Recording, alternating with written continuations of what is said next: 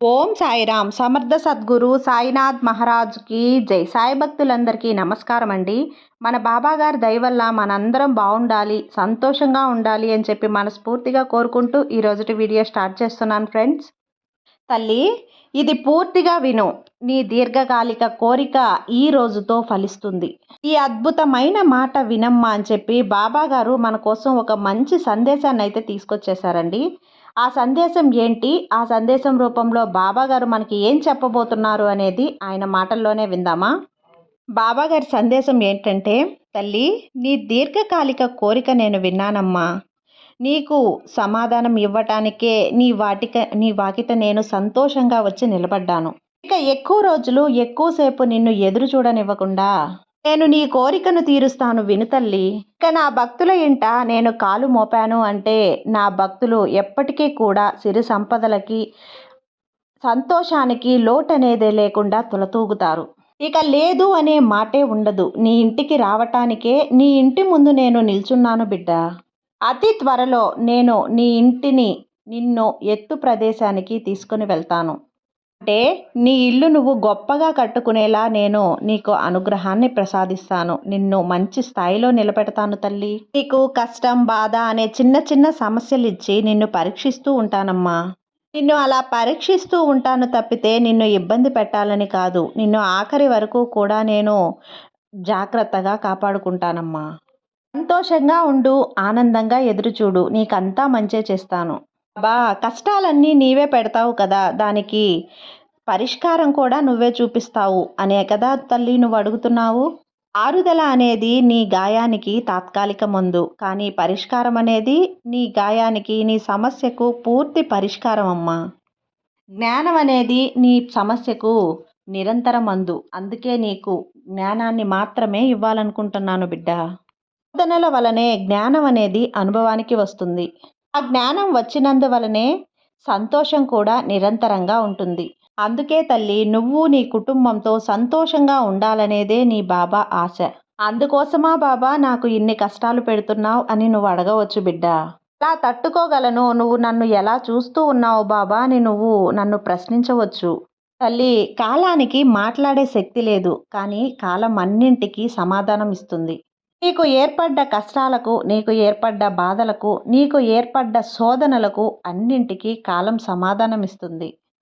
ఇప్పుడు నువ్వు చేయవలసిందంతా తలుచుకుని బాధపడకుండా, జరిగిపోయిన దాని గురించి ఆలోచించకుండా భవిష్యత్తులో ఏం చెయ్యాలి అని ఆలోచించు. ఏం చేస్తే నీ జీవితం బాగుపడుతుంది, ఏం చేస్తే నీ జీవితం ముందుకి నడుస్తుంది, చేస్తే నీ భవిష్యత్తు మంచి స్థాయికి వెళ్తుంది అని ఆలోచించు. నమ్మకంతో ఉంటే నమ్మకంగా విజయం సాధిస్తావు. అందుకోసం నీ ఆలోచనలు పెద్దవిగా ఉండేలా చూసుకో. నీ మనసులో ఉండే బాధ ఇప్పుడే వదిలేసేయి. నీ మనసుని ప్రశాంతంగా నిలుపుకోమ్మా. మిగతాదంతా నేను చూసుకుంటాను కదా. నీకు కావలసింది ఏదైనా సరే నీ బాబా ఇస్తాడు అని నువ్వు నమ్ము. నీ జీవితంలో ఇక జరగవు అనుకున్న విషయాలు జరగనవి జరిపించేలా నీకు ఒక అద్భుతాన్ని చూపిస్తాను అనే విషయం గుర్తుపెట్టుకో. నాకు ఎవ్వరూ లేరు బాబా, నేను దిక్కులేని దాన్ని, నాకు నువ్వే దిక్కు అని నా దగ్గరకు వచ్చిన నా బిడ్డలందరికీ కూడా నేనే దిక్కై, నేనే అండగా ఉండి అన్నీ నేనే అయి చూసుకుంటాను బిడ్డ.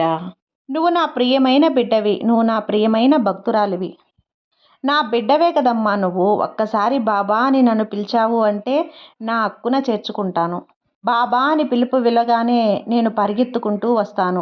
లక్షల మైళ్ళ దూరం నుంచైనా సరే నీ ముందు వచ్చి వాలిపోతాను బిడ్డ. ఈ అనుగ్రహాన్ని ఇవ్వడానికే వచ్చాను. నీ కష్టానికి ముగింపు అనేది వచ్చేస్తుంది. వసంతకాలం నేను తీసుకొస్తాను కదా నీకు. ఇక నుంచి నీకు అంతా ముగింపు కాలమే. నీ ముఖంలో ఆనందం చూడటానికి నేను కూడా ఎదురు చూస్తూ ఉంటాను బిడ్డ. ఎవరూ లేరు నాకు అనే ఒక భావన నీ మనసులోకి రానివ్వకు. అది చాలా ప్రమాదం. నీ బాబానే నీకు తోడుగా ఉన్నప్పుడు నీ నోటి వెంట ఆ మాట అనేది రాకూడదు తల్లి. సర్వదా నా పేరుని నువ్వు మనస్ఫూర్తిగా నీ మనసులో చెప్పుకో. ఎంత ధైర్యంగా ఉంటుందో చెప్పి చూడు.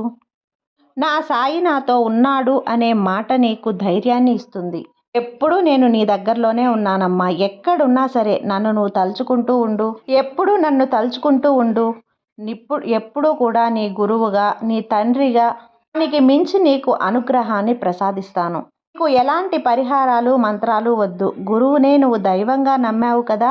సద్గురువైన నన్ను నీ గురువుగా నా దగ్గర శరణాగతి పొందావు కదా. నీకు సాయం చేయకుండా ఎలా ఉంటాను చెప్పు. నమ్మకంతో నన్ను తలుచుకో తల్లి. 4 దిక్కుల నుంచి వచ్చి ఎలాగైనా నిన్ను కాపాడుకుంటాను.